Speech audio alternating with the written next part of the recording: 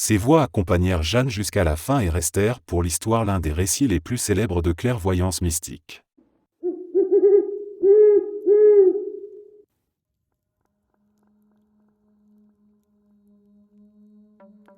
Ingo Swann et la vision de l'invisible. Ingo Swann était un artiste new-yorkais discret qui passait autant de temps à peindre qu'à observer le monde intérieur qu'il disait percevoir depuis toujours. Ceux qui le connaissaient le décrivaient comme une personne calme et attentive, dotée d'une imagination étonnante. Pourtant, derrière cette apparence paisible, il possédait un talent qui attira l'attention de chercheurs et d'agences gouvernementales. Il affirmait être capable de voir des lieux lointains sans se déplacer. Il appelait cela la vision à distance. Au début des années 70, plusieurs scientifiques curieux s'intéressaient aux phénomènes inexpliqués. Le Stanford Research Institute lui proposa de participer à des expériences strictement encadrées. Les salles étaient isolées et les procédures rigoureuses. On plaçait Swann dans une pièce entièrement vide. La lumière était tamisée et une simple table servait de support pour ses dessins. Dans une autre salle à plusieurs centaines de mètres de là, un expérimentateur se rendait dans un lieu choisi au hasard. Swann n'avait aucun moyen de savoir où l'homme se trouvait. Lors d'une des premières expériences, l'expérimentateur était allé sur le toit d'un bâtiment du campus. Il observait un réservoir d'eau métallique posé sur une plateforme en béton. Pendant ce temps, Swann fermait les yeux et laissait son esprit se vider. Il décrivit alors une surface froide et circulaire surélevée. Il parla d'une structure qui reflétait la lumière du soleil. Lorsqu'il commença à dessiner, il reproduisit un grand cylindre ressemblant exactement au réservoir que l'expérimentateur voyait au même moment. Les scientifiques restés dans la pièce prirent note de tout ce qu'il disait et comparèrent les résultats avec précision. Les correspondances étaient frappantes. Mais l'expérience qui marqua le plus les chercheurs eut lieu un après-midi d'été. On demanda à Swann de décrire un lieu particulier situé à plusieurs kilomètres. Il n'en connaissait ni la ville ni même le type d'endroit. Il s'installa sur sa chaise et entra dans ce qu'il appelait son état de neutralité. Il décrivit soudain une structure métallique, des lignes complexes et une sorte de grue géante. Il parla des bruits qu'il imaginait autour de lui, comme des cliquetis métalliques et un écho profond. Lorsqu'il ouvrit les yeux, il dessina un grand pont en construction. L'équipe qui supervisait le test savait que l'expérimentateur se trouvait effectivement à côté d'un pont inachevé, un détail que Swann ne pouvait pas deviner. Sa description même de l'ambiance sonore correspondait aux conditions réelles du lieu. Ces résultats attirèrent l'attention de représentants du gouvernement américain qui cherchaient à comprendre si cette capacité pouvait avoir des applications pratiques. Swann fut invité à participer à un programme secret aujourd'hui connu sous le nom de Stargate. Les documents déclassifiés des années plus tard révélèrent qu'il avait été confronté à des cibles situées dans des pays étrangers. On lui demandait de décrire des bases, des laboratoires, parfois même des zones souterraines dont personne ne pouvait obtenir de photographies. Dans l'une de ces séances, il décrivit un immense complexe doté de grues, de rails et d'un bâtiment carré entouré d'une clôture. Ses superviseurs comparèrent plus tard ces dessins à des images aériennes obtenues clandestinement et retrouvèrent des similitudes étonnantes avec un site soviétique alors inconnu du public. Les détails qu'il avait fournis correspondaient à des éléments que seuls quelques experts connaissaient réellement. Swann n'aimait pas se présenter comme un médium. Il disait simplement que la conscience humaine pouvait voyager bien au-delà du corps lorsqu'elle atteignait un certain état de tranquillité. Pour lui, la vision à distance n'était pas un pouvoir mais une faculté naturelle que l'on pouvait développer. Les années passèrent et malgré les débats qui entourèrent ses recherches, il continua à raconter calmement son expérience, affirmant que ce qu'il voyait n'était jamais imaginaire mais perçu comme une réalité subtile, située juste au-delà du monde visible. Son nom devint indissociable de la vision à distance et son histoire reste l'un des témoignages les plus célèbres sur la possibilité d'une perception dépassant les limites physiques habituelles.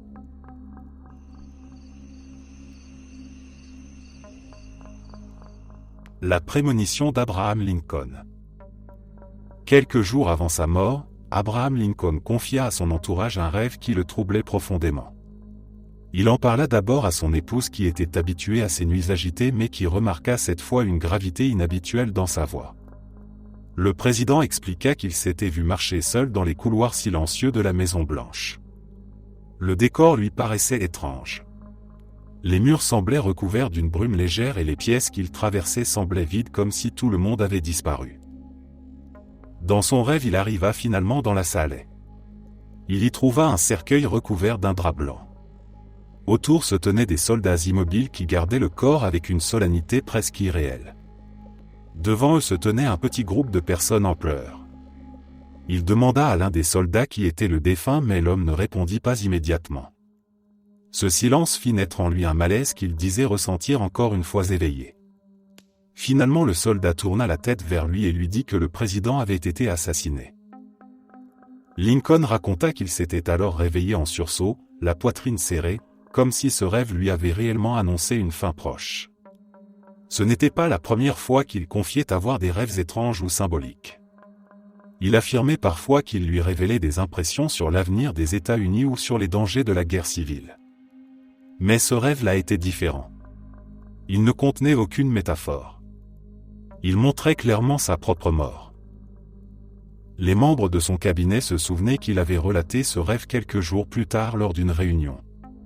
Il déclara qu'il avait senti autour de lui une atmosphère de fatalité et que la maison du peuple semblait lui murmurer un avertissement. Certains le prirent comme une simple manifestation de son épuisement. D'autres, qui connaissaient son tempérament mélancolique, lui conseillèrent d'ignorer ses visions nocturnes. Pourtant tous furent impressionnés par la précision de son récit. La nuit du 14 avril 1865, Lincoln se rendit au théâtre Ford de Washington pour assister à une représentation. Il avait hésité à y aller et avait été décrit comme pensif et peu enthousiaste. Au cours de la pièce, un homme pénétra discrètement dans sa loge et lui tira dessus à bout portant. L'assassin prit la fuite, mais Lincoln ne se réveilla jamais. Lorsque la nouvelle se répandit, plusieurs de ses collaborateurs se remémorèrent immédiatement le rêve qu'il avait décrit. La scène funèbre qu'il avait vue dans sa vision ressemblait étrangement à ce qui fut organisé quelques jours plus tard dans la salle de la Maison Blanche où son corps reposait avant son dernier voyage.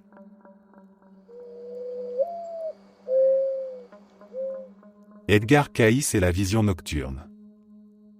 Edgar Cayce était un homme discret qui travaillait dans un studio de photographie dans le Kentucky au début du XXe siècle.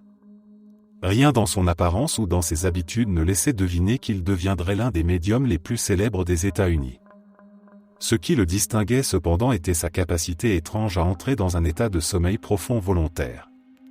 Lorsqu'il se laissait glisser dans cette transe, il se mettait à parler d'une voix lente et posée, comme si une autre partie de lui prenait soudain la parole.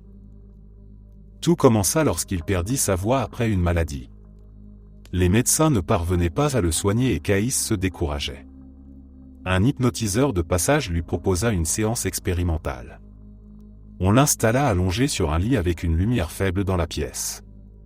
Lorsqu'il fut profondément endormi, il commença à décrire son propre problème médical avec des détails qui étonnèrent les hommes présents.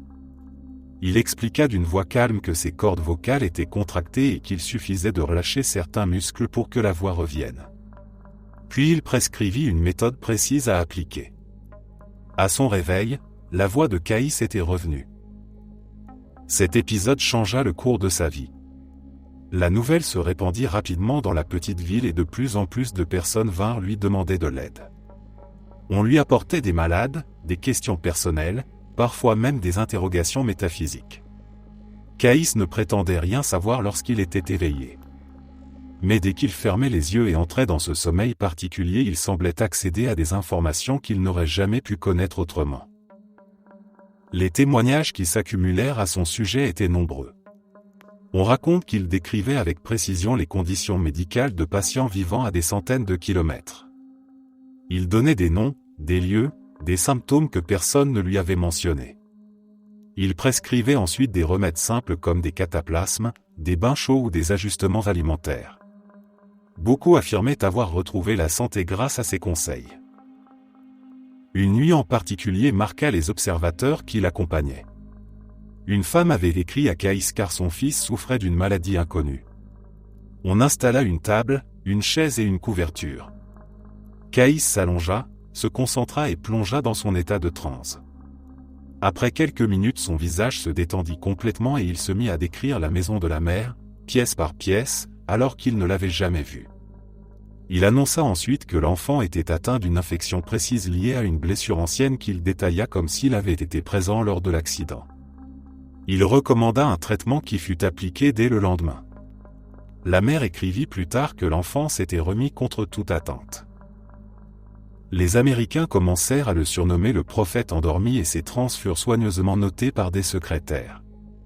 On accumula ainsi des milliers de lectures que des chercheurs étudièrent pendant des décennies.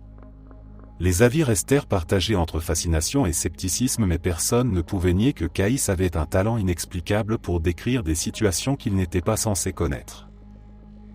Il continua ses lectures jusqu'à l'épuisement. Son désir profond était de venir en aide aux autres et il considérait ce don comme une responsabilité. Lorsqu'il s'éteignit en 1945, il laissa derrière lui une quantité impressionnante d'histoires qui continuent de nourrir les débats sur la possibilité d'un accès inconnu à la connaissance humaine.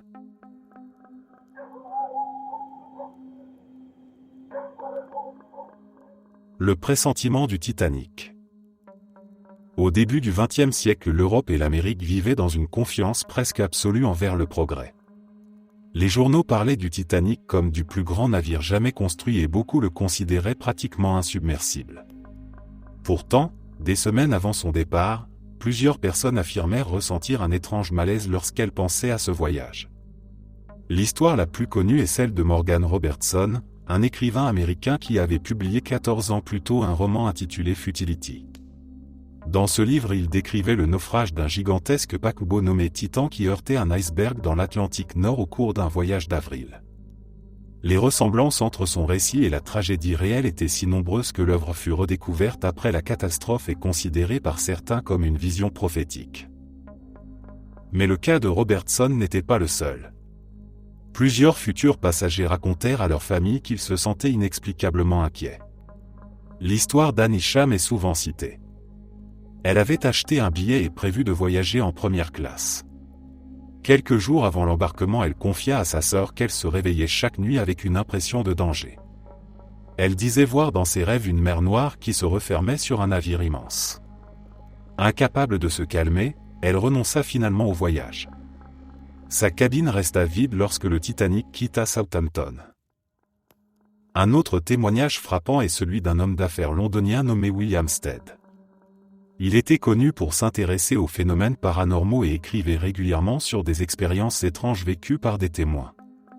Avant son départ, il déclara à plusieurs de ses amis qu'il avait la sensation qu'une catastrophe approchait. Il expliqua qu'il avait eu un rêve dans lequel il voyait des centaines de personnes chercher à se sauver d'un navire sombre dans une eau glacée. Stead monta malgré tout à bord et fit même la plaisanterie lors d'un dîner à bord qu'il mourrait probablement en mer. Lorsque le navire sombra, il fut parmi les victimes. De nombreuses lettres écrites avant l'embarquement montrent que ce sentiment d'appréhension était partagé par certains. Une passagère de 3e classe raconta dans une lettre que son mari refusait de partir car il entendait chaque nuit une voix lui disant de rester à terre. Elle insista et le couple embarqua finalement ensemble. Seule la femme survécut à la catastrophe. Le départ du Titanic se déroula pourtant sous un ciel clair et une atmosphère de fête. Les passagers souriaient, les familles agitaient des mouchoirs, les orchestres jouaient sur les quais. Rien ne laissait imaginer que quelques jours plus tard la nuit deviendrait l'une des plus tragiques de l'histoire maritime. Lorsque le navire heurta l'iceberg dans la nuit du 14 avril 1912, les pressentiments de ceux qui avaient reculé se révélèrent douloureusement justifiés. Ces histoires restent difficilement explicables. Certains parlent de coïncidence. D'autres pensent que l'intuition humaine peut parfois percevoir un danger avant même que les faits ne se produisent. Quoi qu'il en soit, les récits de ceux qui avaient senti l'approche du drame continuent de faire partie des témoignages les plus troublants associés à la clairvoyance.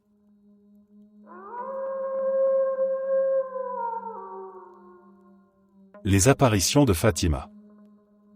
En 1917, Fatima n'était qu'un petit village rural du Portugal perdu entre les collines et les pâturages. Les habitants y vivaient simplement, consacrant leur journée au bétail, aux cultures et aux travaux quotidiens. 3 enfants y grandissaient tranquillement. Lucia avait 10 ans, Francisco 9 et Jacinta 7. Ils passaient leur journée à garder les moutons et à jouer dans les clairières voisines. Rien ne les préparait à devenir au centre d'un des phénomènes mystiques les plus célèbres du siècle. Le 13 mai 1917, alors qu'ils gardaient leur troupeau dans un champ nommé Cova da Iria, les enfants sentirent soudain le vent changer.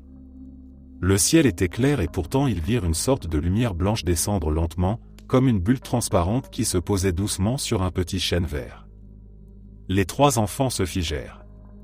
Lucia racontera plus tard qu'elle avait ressenti une paix étrange mêlée d'une impression d'immensité impossible à décrire. Une silhouette féminine apparut alors devant eux, vêtue de lumière. Les enfants dirent qu'elle avait un visage doux et qu'elle semblait flotter au-dessus des branches.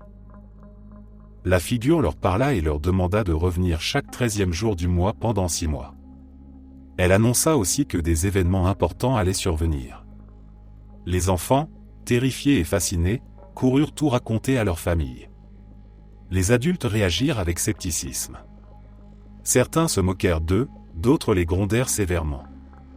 Pourtant, au mois suivant, les enfants retournèrent à l'endroit exact malgré les critiques et les mises en garde. Le 13 juin, une nouvelle apparition eut lieu. Cette fois encore seuls les enfants voyaient la silhouette. Cependant, les témoins présents affirmèrent avoir observé un changement soudain dans la lumière du jour et remarqué que les branches du chêne s'étaient inclinées comme si quelqu'un de très léger s'y était posé. Les habitants commencèrent à s'interroger. Au fil des mois, un nombre grandissant de personnes se rendit à Cova da Iria chaque 13e jour. Certains espéraient assister à un miracle. D'autres venaient simplement par curiosité. Les enfants racontaient avec précision les messages qu'ils entendaient. La figure parlait d'un futur conflictuel pour l'Europe et demandait aux humains de changer leur comportement. Les paroles paraissaient trop complexes pour des enfants d'un si jeune âge. Lucia déclara même avoir reçu un message secret qu'elle devait garder pour elle pendant de longues années. Le 13 octobre 1917, pour la dernière apparition annoncée, une foule immense se rassembla. On estime aujourd'hui qu'environ 60 à 70 000 personnes étaient présentes. Le ciel était couvert et une pluie battante tombait depuis le matin. Pourtant, quelques instants après midi, la pluie cessa brusquement et les nuages s'ouvrirent. Les témoins observèrent alors un phénomène étrange. Le soleil sembla se mettre à tournoyer sur lui-même. Il vibrait, changeait de couleur et paraissait s'approcher de la terre avant de reprendre sa place. Ce spectacle fut rapporté par de nombreuses personnes. Des croyants, des sceptiques, des journalistes et même des athées qui avaient fait le déplacement par curiosité affirmèrent avoir vu la même scène. Ce phénomène devint connu sous le nom de danse du soleil et fut considéré par beaucoup comme une preuve que quelque chose d'extraordinaire avait réellement eu lieu dans ce petit village du Portugal. Les enfants, quant à eux, continuèrent à affirmer qu'ils avaient vu la figure lumineuse qui leur délivrait des messages, alors que les adultes ne distinguaient qu'un mouvement étrange dans le ciel. Les apparitions de Fatima font encore aujourd'hui partie des événements les plus débattus et étudiés liés à la vision spirituelle et à la clairvoyance. Elles ont marqué l'histoire de la région et continuent de fasciner quiconque s'intéresse aux récits extraordinaires.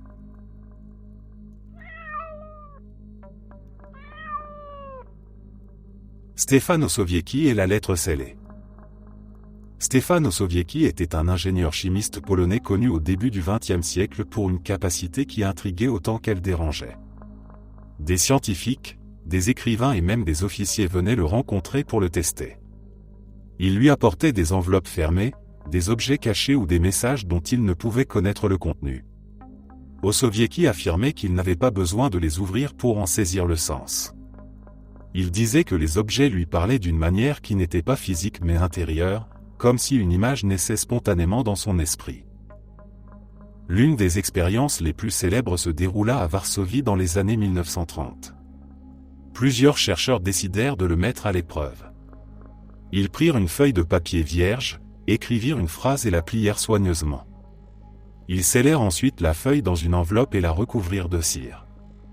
Pour éviter toute tricherie, ils demandèrent à Osowiecki de rester à plusieurs mètres d'eux pendant la préparation du test. Une fois l'enveloppe prête, ils la posèrent devant lui sur une table. Osowiecki la prit entre ses doigts, ferma les yeux et resta silencieux un long moment. Il ne bougeait presque pas. Les témoins remarquèrent simplement que sa respiration se faisait plus profonde. Après quelques minutes, il rouvrit les yeux et annonça calmement ce qu'il voyait. Il expliqua que la personne qui avait écrit la phrase était nerveuse et qu'elle avait hésité avant de tracer les premiers mots. Il décrivit ensuite des détails sur la pièce dans laquelle la feuille avait été écrite, alors qu'il ne s'y trouvait pas. Puis il cita la phrase avec exactitude. Les chercheurs ouvrirent l'enveloppe et constatèrent que tout correspondait.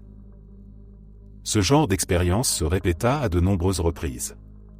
Des journalistes européens vinrent assister à ces démonstrations. Certains étaient convaincus qu'il utilisait une technique astucieuse pour tromper son public. D'autres reconnaissaient que ses résultats défiaient la logique. Il participait aussi à des enquêtes de police.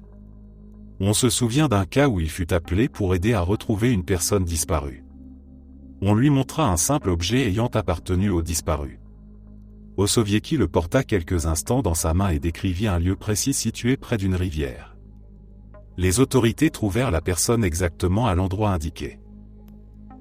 Malgré la notoriété qu'il acquit, Osowiecki restait un homme humble. Il ne prétendait pas avoir un pouvoir mystique. Il expliquait au contraire qu'il s'agissait pour lui d'un état mental particulier dans lequel il percevait des informations comme si elles se présentaient d'elles-mêmes. Il disait que tout objet conservait une sorte d'empreinte invisible et que cette empreinte pouvait être lue par quelqu'un qui savait écouter ce que la matière racontait. Avec la Seconde Guerre mondiale, beaucoup de documents sur ces expériences furent perdus. Varsovie subit des destructions massives et de nombreux témoins furent déplacés ou moururent au front. Osowiecki lui-même disparut dans le chaos de la guerre et ses derniers jours restent entourés de mystères. Pourtant son nom demeure associé à certaines des expériences les plus troublantes de clairvoyance du XXe siècle et ses récits continuent d'intriguer ceux qui s'intéressent aux frontières de la perception humaine.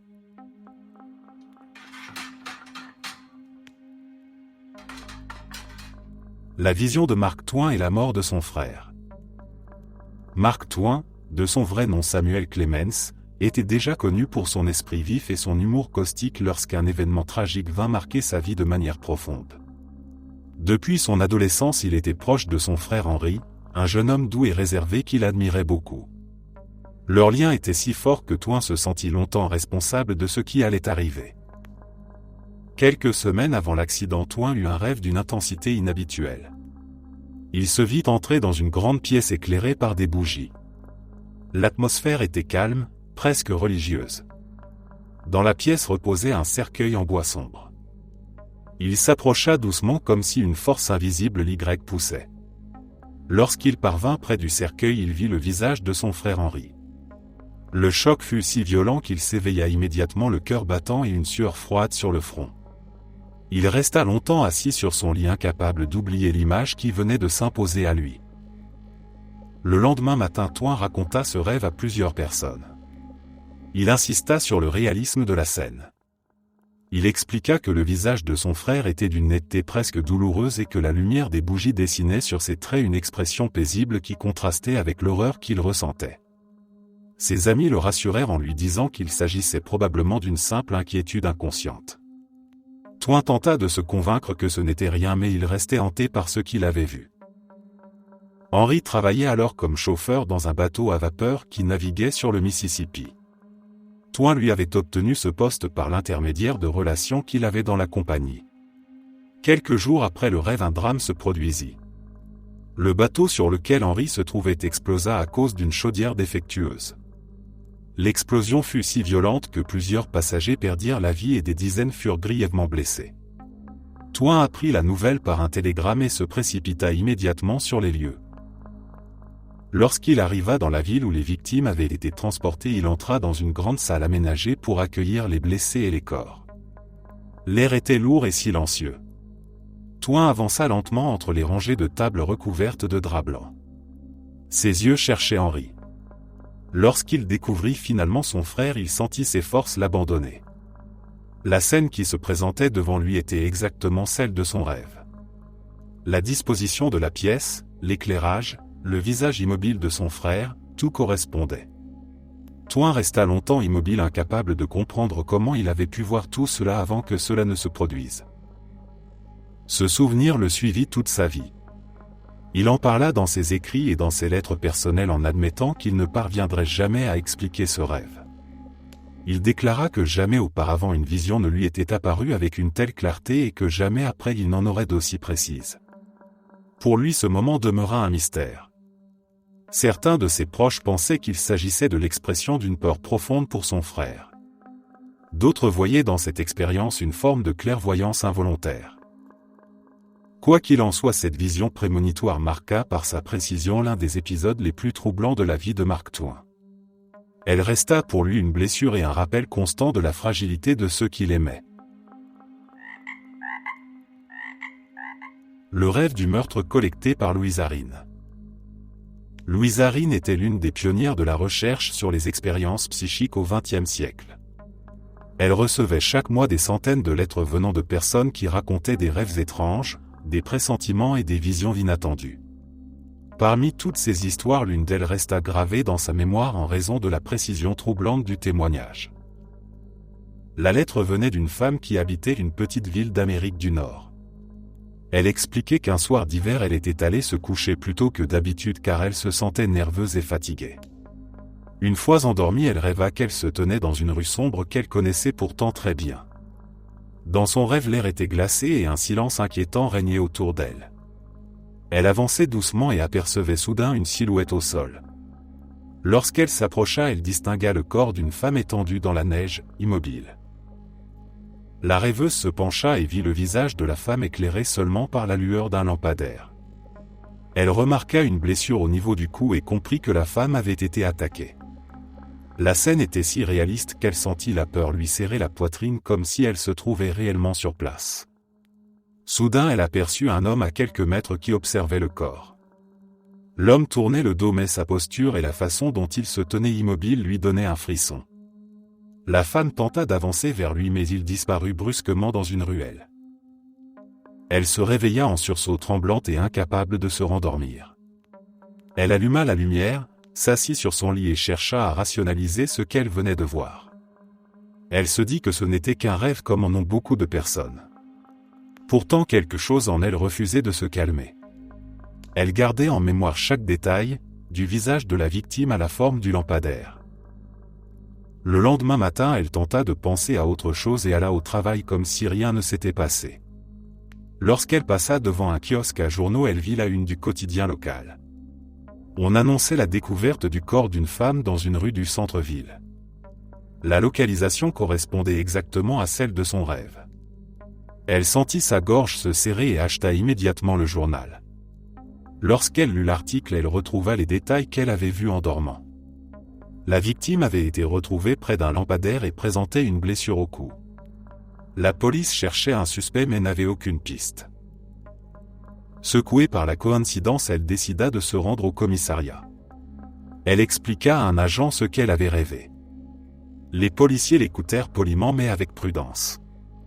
Ils lui demandèrent d'indiquer précisément l'apparence de l'homme qu'elle avait vu dans son rêve. Elle déclara qu'elle n'avait pas vu son visage mais qu'elle pouvait décrire sa démarche et sa silhouette ainsi qu'un manteau sombre qui descendait jusqu'aux genoux. Quelques jours plus tard, la police arrêta un homme correspondant à cette description. L'enquête révéla finalement que cet homme connaissait la victime et avait été aperçu dans les environs au moment du crime. Louisa Rhine conserva cette lettre parmi ses archives personnelles et l'utilisa comme exemple dans ses conférences. Elle expliquait que ce cas n'était pas isolé et que beaucoup de personnes rapportaient des rêves soudains qui semblaient refléter des événements réels survenus au même moment ou quelques heures plus tard. Selon elle, ces rêves étaient trop précis pour être considérés comme de simples coïncidences.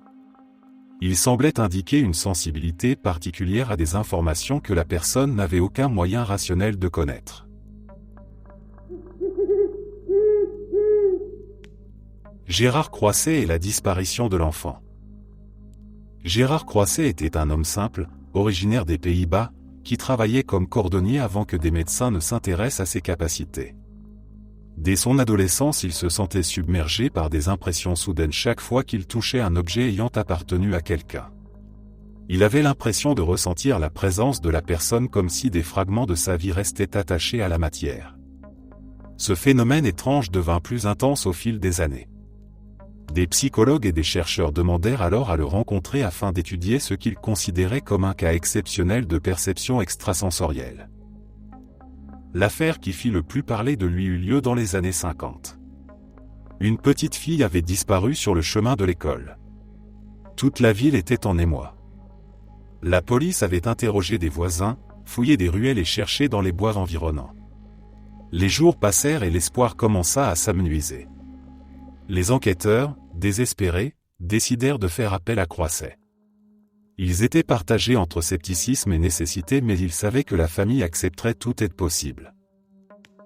Lorsque Croisset arriva au commissariat, on lui donna un petit sac en tissu que la fillette utilisait chaque jour pour porter ses crayons. Il le prit délicatement dans ses mains comme s'il contenait quelque chose de fragile. Il ferma ensuite les yeux et resta immobile pendant plusieurs minutes. Les policiers observaient en silence. Il semblait concentré au point que son visage se détendit entièrement. Lorsqu'il parla enfin, sa voix était posée et calme. Il dit qu'il voyait la fillette assise dans un endroit étroit, comme si elle se trouvait dans un espace fermé. Il décrivit une lumière faible, un mur en briques et une odeur de terre humide. Il mentionna également un homme dont il percevait la silhouette floue. Il ajouta enfin que l'enfant n'était pas loin de l'école mais dans un lieu où l'on ne pensait pas naturellement à chercher. Les policiers prirent des notes mais restaient prudents. L'un d'eux proposa d'aller vérifier une série de bâtiments abandonnés situés à quelques rues de l'école. Ils commencèrent à fouiller les lieux un par un sans rien trouver. Puis ils arrivèrent devant une ancienne remise en briques partiellement enfouie sous la végétation. En entrant, ils découvrirent un petit couloir sombre. Au bout du couloir, derrière une porte coincée, ils trouvèrent la fillette. Elle était vivante mais affaiblie. L'homme responsable de son enlèvement avait fui pendant la nuit, probablement alerté par la présence inhabituelle des enquêteurs dans les environs.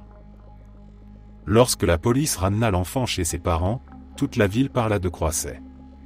Les journaux locaux rapportèrent l'histoire en soulignant la précision troublante de sa vision. Des experts en psychologie se rendirent alors aux Pays-Bas pour le rencontrer. Ils lui apportèrent des objets personnels appartenant à des inconnus pour tester sa capacité à percevoir des informations. Les résultats restaient difficiles à expliquer. Croisset donnait des détails que personne ne lui avait fournis et qui se révélaient exacts après vérification. Il demeura cependant humble et expliquait qu'il ne cherchait pas à impressionner qui que ce soit. Selon lui, certaines personnes possèdent une sensibilité particulière aux traces laissées par les émotions humaines. Il disait que chaque objet conserve une histoire et qu'il lui suffisait de toucher cette histoire du bout des doigts pour en percevoir les images. Malgré les doutes de certains scientifiques, les témoignages sur ses interventions se multiplièrent. Il participa à plusieurs enquêtes similaires et aida à résoudre des affaires que la police considérait comme insolubles. Aujourd'hui encore, son nom reste associé à une forme mystérieuse de clairvoyance appliquée à des situations réelles et dramatiques.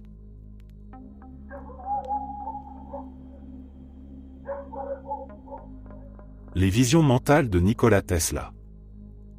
Nikola Tesla était connu pour ses inventions audacieuses, ses idées en avance sur son temps et son esprit inépuisable.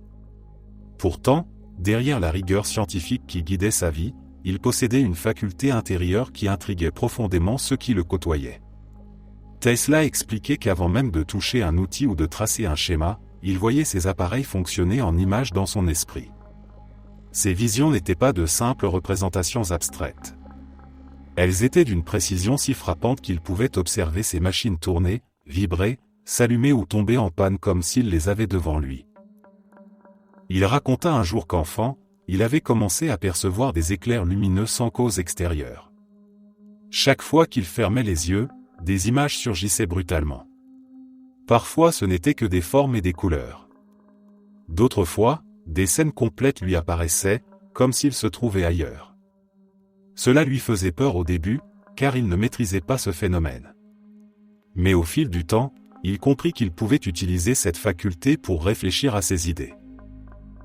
Lorsqu'il travailla sur la fameuse bobine qui porte aujourd'hui son nom, il n'avait encore rien fabriqué physiquement.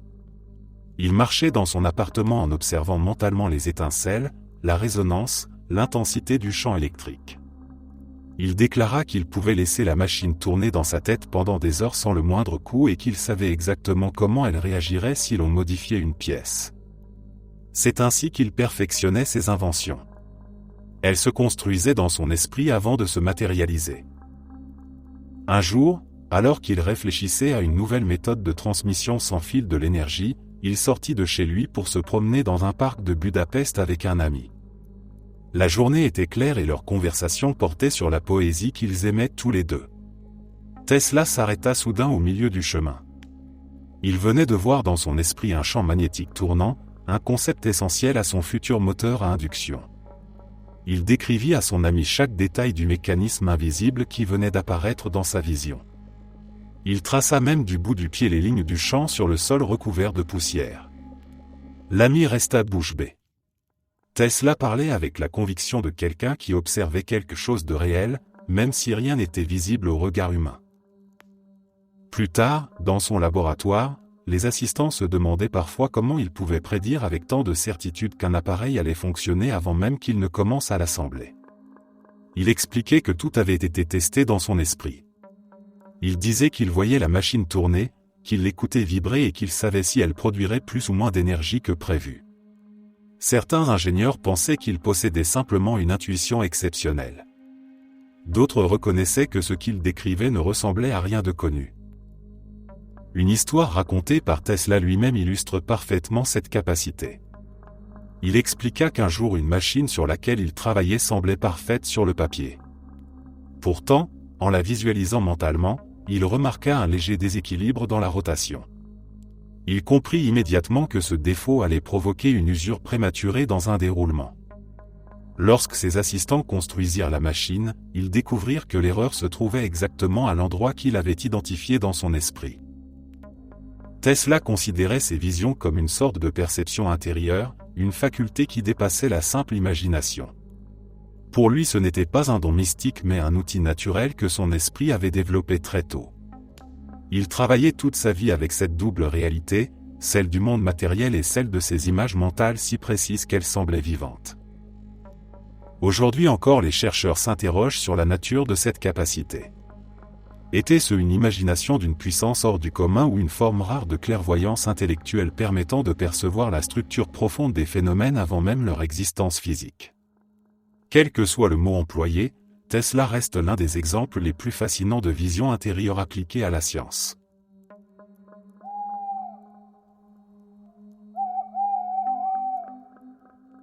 La prémonition de l'effondrement du pont de Québec. Au début du XXe siècle, la construction du pont de Québec représentait un défi gigantesque pour les ingénieurs de l'époque. Cette structure colossale devait être la plus longue travée en porte-à-faux jamais construite. Le chantier mobilisait des centaines d'ouvriers qui travaillaient jour et nuit pour assembler les pièces métalliques qui formaient l'ossature du pont.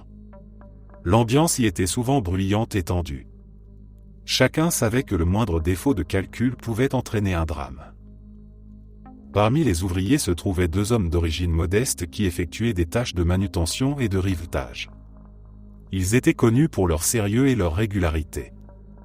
Pourtant, quelques jours avant la catastrophe qui allait marquer l'histoire, leur comportement changea soudainement. L'un d'eux expliqua à un collègue qu'il se réveillait chaque nuit avec une sensation d'angoisse. Il disait voir dans son sommeil une vision étrange où la structure métallique se pliait comme si elle devenait soudain trop lourde pour elle-même. Il entendait dans son rêve un grondement sourd qui semblait venir du sol. L'image la plus marquante était celle d'une masse de métal qui s'effondrait dans un nuage de poussière. Le deuxième ouvrier confia à son tour qu'il ressentait une menace inexplicable. Il disait qu'en traversant la structure pour aller à son poste, il avait eu la sensation que quelque chose n'allait pas. Il n'avait pas aperçu un défaut visible mais l'impression persistante que le pont était trop lourd, trop silencieux ou trop tendu, comme si les poutres retenaient leur souffle.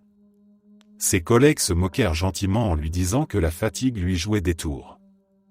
Pourtant il restait persuadé que quelque chose de grave allait se produire.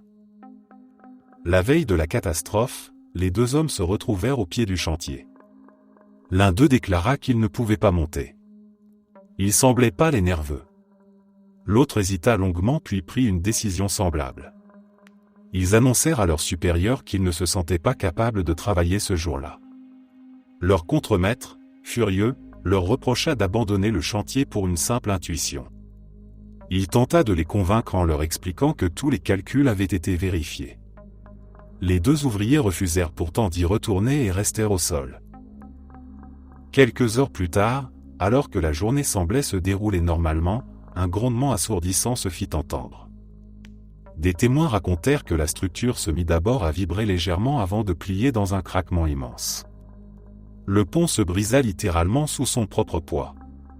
La partie en construction s'effondra entièrement dans le fleuve Saint-Laurent. L'accident fit des dizaines de victimes parmi les ouvriers qui se trouvaient sur la structure au moment du drame. L'écho du métal brisé résonna dans toute la région et marqua profondément les habitants. Lorsque l'on questionna les 2 ouvriers qui avaient refusé de monter ce jour-là, ils expliquèrent une nouvelle fois leurs pressentiments. Ils n'avaient aucune connaissance en ingénierie. Ils n'avaient remarqué aucun signe concret. Pourtant une force intérieure leur avait dit que le danger était imminent. Certains y virent un instinct de survie particulièrement aiguisé. D'autres parlèrent d'une intuition presque clairvoyante qui leur avait sauvé la vie. Les ingénieurs conclurent plus tard que l'effondrement du pont était dû à une erreur de calcul dans la structure même de la travée. Mais le fait que ces 2 hommes aient ressenti avant tout le monde la menace qui planait sur eux resta un mystère qui fascina les témoins de l'époque. Leur histoire continua de se transmettre, rappelant que parfois l'esprit humain semble percevoir l'invisible avant que les faits ne se produisent.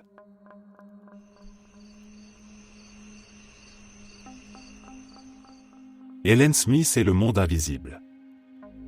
À la fin du XIXe siècle, Genève était une ville discrète où vivaient de nombreux intellectuels.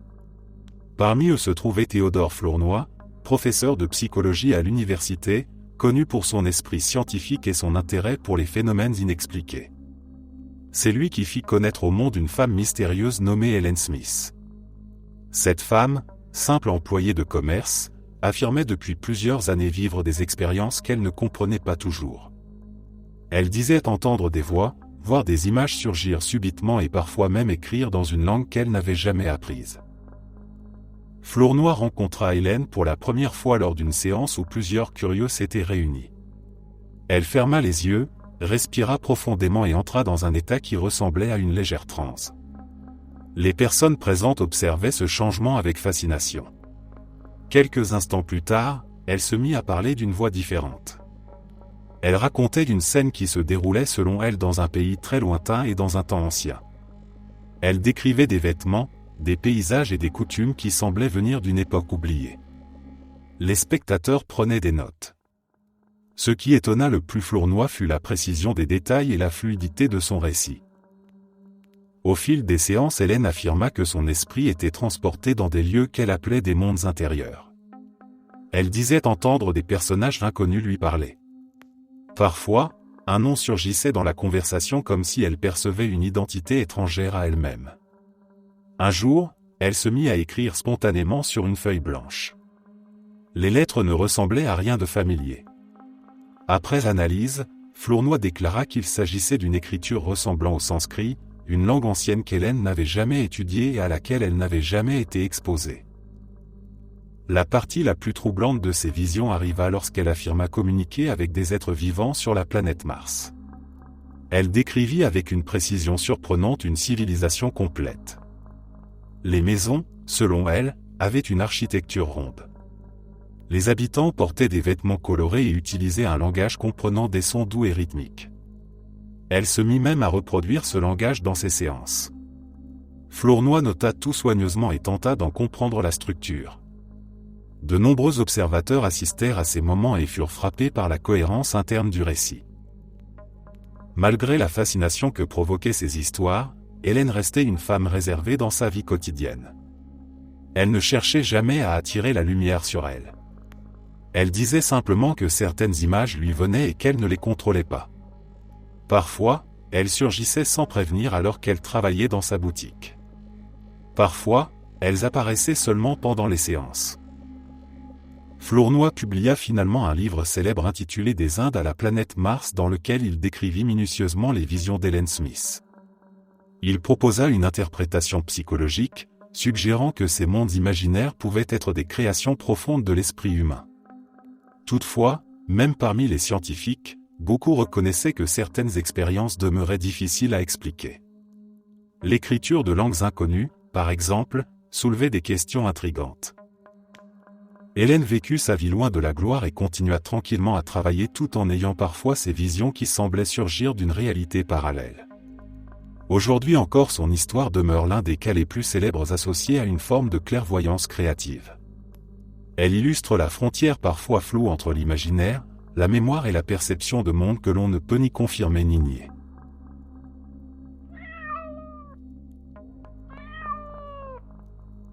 Le rêve prémonitoire de la catastrophe d'Aberfan.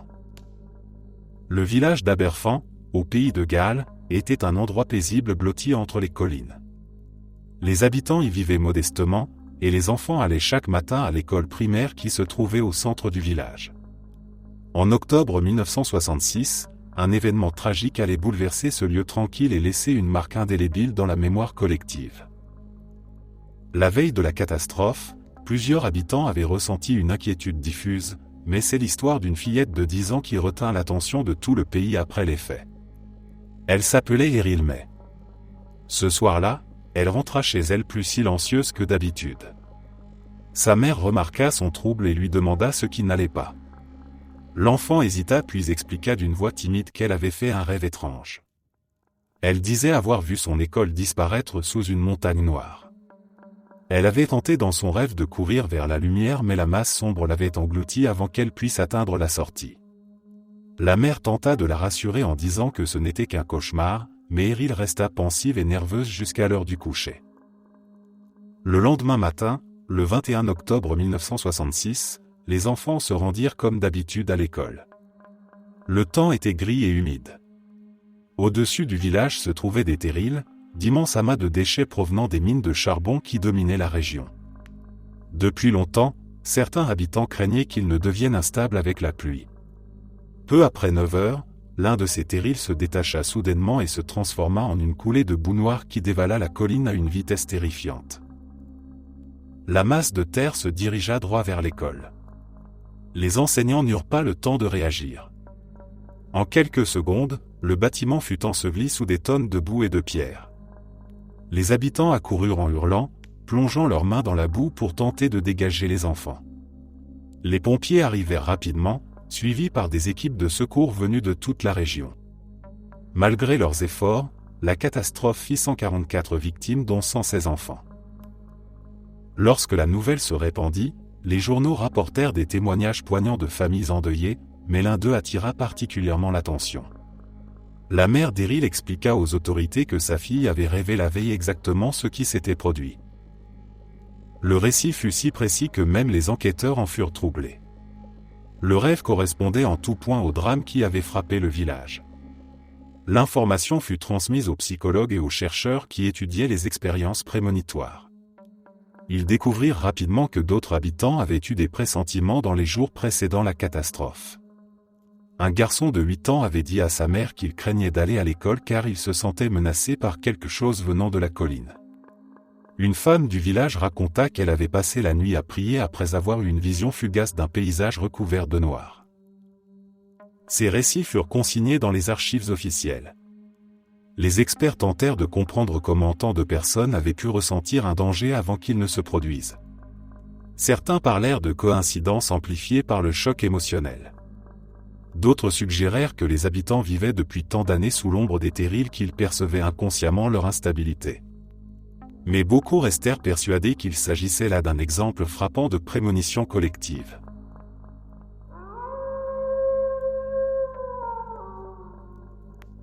Les visions prophétiques de Mère Shipton.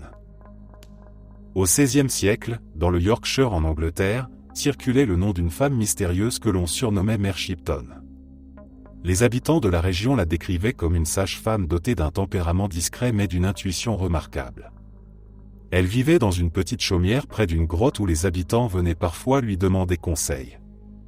Certains la considéraient comme une guérisseuse. D'autres chuchotaient qu'elle avait la faculté de voir l'avenir.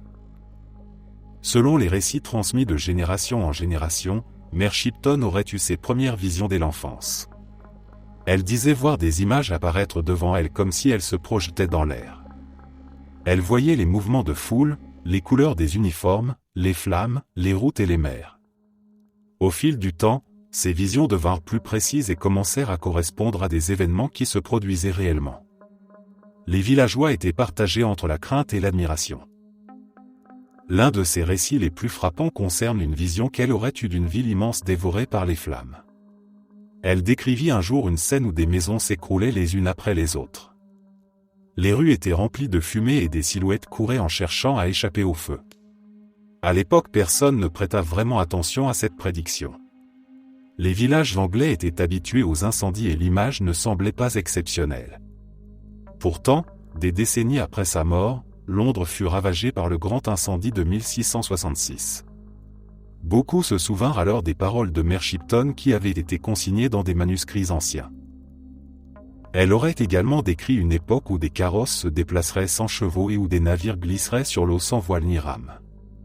Ces images étaient incompréhensibles pour les gens de son temps. Elles ont pourtant été interprétées plus tard comme une vision anticipée des trains, des automobiles et des bateaux à vapeur. Mère Shipton disait aussi voir des routes de fer sur lesquelles des boîtes de métal transporteraient des voyageurs d'un bout à l'autre du pays.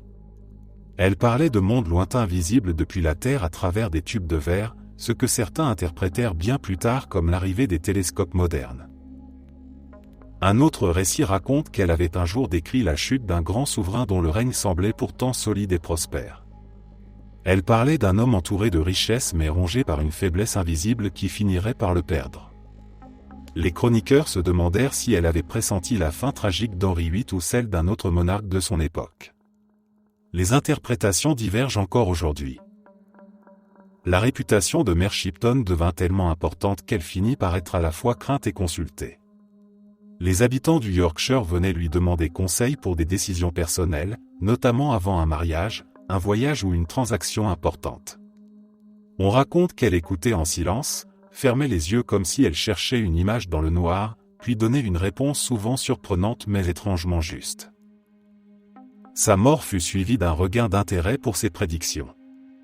Des manuscrits contenant ses visions furent copiés et distribués. Certains furent embellis ou modifiés par les conteurs de l'époque. D'autres restèrent fidèles à ses propres mots selon les historiens. Ce qui demeure certain est que Mère Shipton est devenue une figure incontournable du folklore britannique, incarnant la frontière floue entre intuition exceptionnelle et véritable clairvoyance.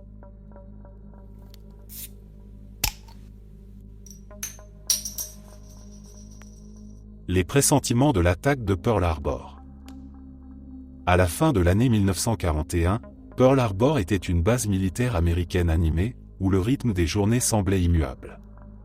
Les navires reposaient dans la baie, les soldats circulaient entre les baraquements et les habitants vivaient une vie presque ordinaire malgré les tensions qui traversaient le monde. Pourtant, dans les jours qui précédèrent l'attaque du 7 décembre, plusieurs personnes rapportèrent des pressentiments étranges, comme si une menace invisible s'approchait silencieusement. Parmi elles se trouvait une infirmière nommée Marjorie, jeune femme calme, appréciée de tous. Elle expliqua plus tard qu'une nuit, 3 jours avant l'attaque, elle avait fait un rêve particulièrement vif. Elle se trouvait sur la base et observait les navires alignés dans la baie. Soudain, elle entendait un grondement assourdissant. Le ciel se couvrait d'un éclat rougeâtre et des silhouettes d'avions descendaient brusquement en piqué. Des explosions illuminaient l'eau. Elle voyait des marins courir en criant tandis qu'une pluie de bombes s'abattait sur les navires. Le réalisme du rêve était si intense qu'elle se réveilla en larmes. Au petit matin, elle raconta cette vision à une collègue, qui tenta de la rassurer en évoquant le stress et la fatigue. Mais le sentiment de danger ne la quitta pas. Elle expliqua qu'elle avait l'impression de sentir une lourdeur dans l'air chaque fois qu'elle approchait du port. 2 jours plus tard, elle eut une nouvelle vision lors d'un bref assoupissement. Cette fois, elle vit un navire en flammes, incliné sur le côté, entouré d'une fumée noire qui montait vers le ciel. Les cris lui parurent si réels qu'elle en parla à l'un des officiers du service médical.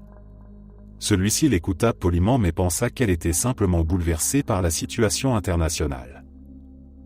Un autre témoignage provient d'un marin nommé Joseph. Il expliqua plus tard à ses proches qu'il ressentait une inquiétude inhabituelle depuis plusieurs jours.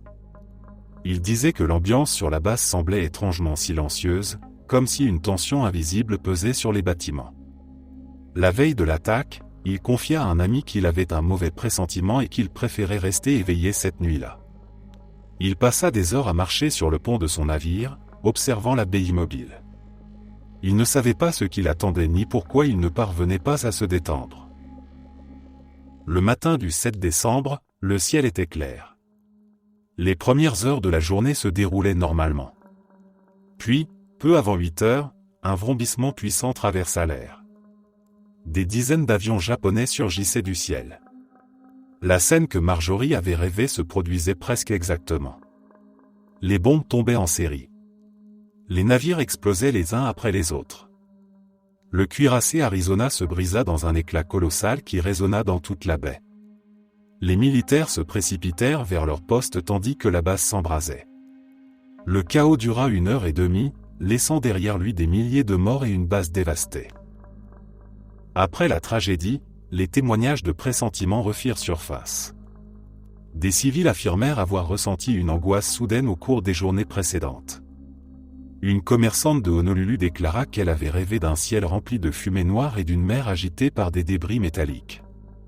Un chauffeur de taxi raconta qu'il avait eu l'impression étrange, la veille de l'attaque, que les rues étaient trop calmes pour un samedi soir. Ces récits furent relevés par les journaux locaux et conservés dans les archives. Certains historiens parlent de coïncidences amplifiées par la violence de l'événement.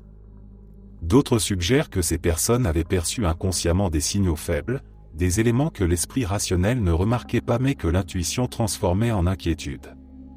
Quoi qu'il en soit, ces pressentiments précédant l'attaque de Pearl Harbor demeurent parmi les témoignages les plus troublants de l'époque, témoignant de la façon dont l'esprit humain semble parfois pressentir les catastrophes avant qu'elles ne frappent.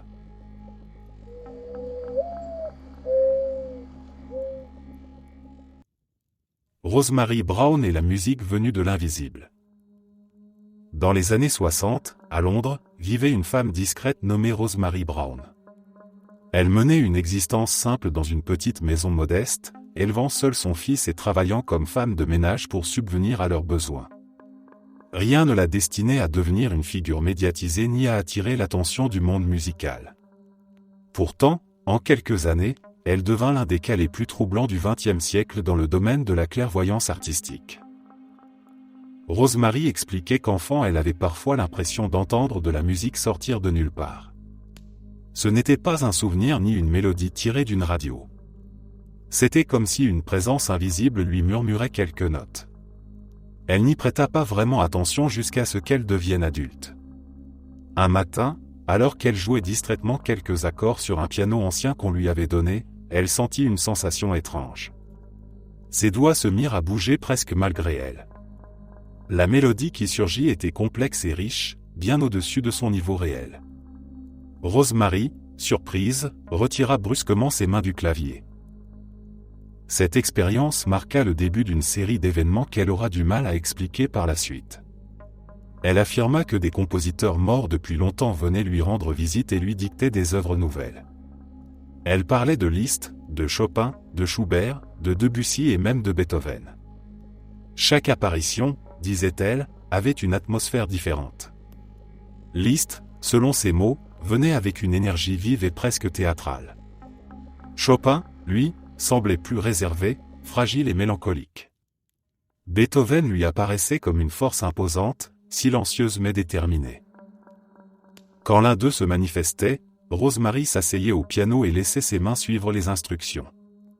Parfois elle entendait la musique dans son esprit.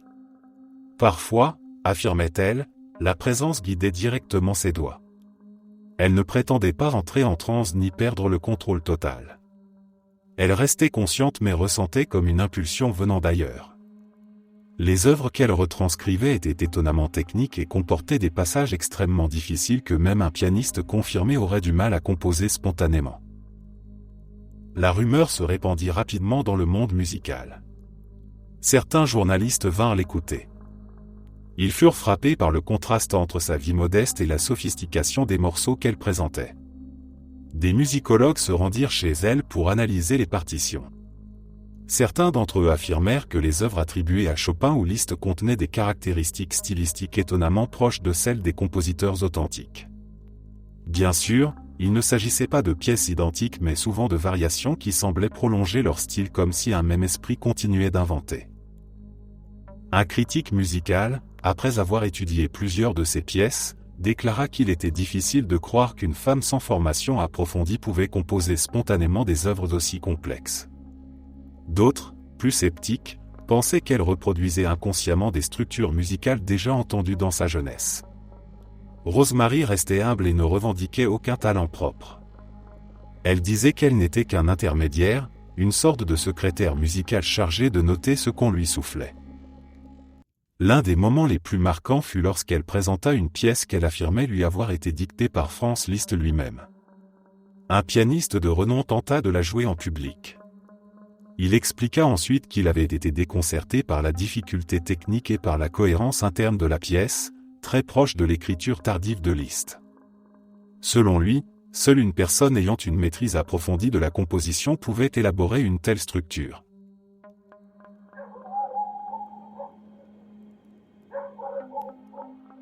Le rêve du tremblement de terre de San Francisco en 1906. Au printemps 1906, San Francisco était une ville vibrante, pleine d'énergie et en pleine croissance. Les rues bruissaient du passage des tramways électriques, les immeubles se multipliaient et les docks accueillaient chaque jour des navires venus du monde entier. Pourtant, derrière cette effervescence, certains habitants ressentaient depuis plusieurs jours une inquiétude diffuse, comme si une menace invisible se rapprochait. L'un des témoignages les plus frappants fut celui d'une jeune institutrice nommée Hélène. Elle vivait dans un petit appartement du quartier de Noble et menait une existence calme. La nuit du 15 avril, elle eut un rêve si réaliste qu'il la réveilla en pleine nuit, tremblante et incapable de reprendre son souffle. Elle rêvait qu'elle se trouvait dans sa salle de classe. Les pupitres vibraient, les livres tombaient, et une immense fissure traversait le sol comme une blessure noire. Puis, dans un bruit sourd, toute la pièce s'effondrait. Les murs s'ouvraient littéralement sous ses yeux et un nuage de poussière l'engloutissait. Elle se leva, alluma une lampe à huile et resta assise plusieurs minutes en essayant de se calmer. Le rêve lui semblait si réel qu'elle crut un instant que la pièce allait s'effondrer autour d'elle. Le lendemain matin, elle confia son trouble à une collègue qui tenta de la rassurer, convaincue qu'il ne s'agissait que d'une conséquence de la fatigue. Mais Hélène n'était pas la seule à ressentir une sorte de prémonition. Dans un quartier plus populaire, un pêcheur nommé Manuel déclara à sa femme, le 17 avril, qu'il ne voulait pas aller en mer. Il expliqua qu'il avait rêvé de vagues immobiles et d'un silence étrange, comme si l'océan lui-même retenait son souffle. Il disait aussi avoir vu dans son rêve des maisons qui se penchaient, comme pliées par une force invisible. Sa femme se moqua gentiment de lui en disant qu'il avait trop mangé la veille. Pourtant Manuel resta perturbé toute la journée. Pendant ce temps, les journaux de San Francisco recevaient plusieurs lettres signées par des habitants anonymes affirmant avoir rêvé de tremblements de terre. Les rédacteurs les classaient simplement dans la rubrique des courriers curieux, sans y prêter une attention particulière. La Californie connaissait parfois des secousses et ces rêves ressemblant à des cauchemars collectifs n'étaient pas considérés comme alarmants. Puis arriva la nuit du 18 avril. À 5h12 du matin, un grondement sourd traversa toute la baie. En quelques secondes, la terre se mit à trembler avec une violence inouïe. Les habitants furent réveillés par le bruit des murs qui se fissuraient, des meubles qui se renversaient et des câbles électriques qui se rompaient. Des immeubles s'effondrèrent instantanément. Les rails des tramways se tordirent. Les rues se couvrirent de décombres et de poussière. La secousse principale dura moins d'une minute mais son intensité fut telle que les bâtiments les plus solides ne résistèrent pas. Hélène, l'institutrice, se réveilla en criant en reconnaissant précisément la scène de son cauchemar. Le sol se déformait sous ses pieds comme elle l'avait vu 2 jours plus tôt. Elle parvint à sortir de son immeuble juste avant qu'une partie du toit ne s'effondre. Manuel, le pêcheur, sentit son appartement trembler comme s'il était posé sur des vagues de pierre. Il prit sa femme par la main et la fit sortir au moment où une armoire se renversait là où il se trouvait une seconde plus tôt. Mais le tremblement de terre ne fut que le début du drame. Très vite, des incendies se déclarèrent dans toute la ville, attisés par les ruptures de gaz. Les flammes se propagèrent si vite que certains quartiers furent entièrement détruits en quelques heures. Pendant 3 jours, San Francisco brûla presque sans interruption. Lorsque les survivants commencèrent à raconter leurs expériences, les journaux redécouvrirent les lettres reçues avant le séisme et publièrent plusieurs témoignages de rêves prémonitoires. Les habitants, frappés par la coïncidence, se mirent à parler de ces pressentiments comme d'un phénomène collectif. Pour certains, il ne s'agissait que de l'expression inconsciente d'une crainte latente, car la région connaissait parfois de petites secousses. Pour d'autres, ces visions représentaient un exemple frappant de clairvoyance spontanée, un avertissement diffus que quelques personnes avaient perçu avant la catastrophe. Quoi qu'il en soit, l'histoire des rêves qui annoncèrent le séisme de San Francisco devint l'un des récits les plus troublants associés à cette tragédie et continue de fasciner ceux qui s'intéressent aux manifestations mystérieuses de la perception humaine.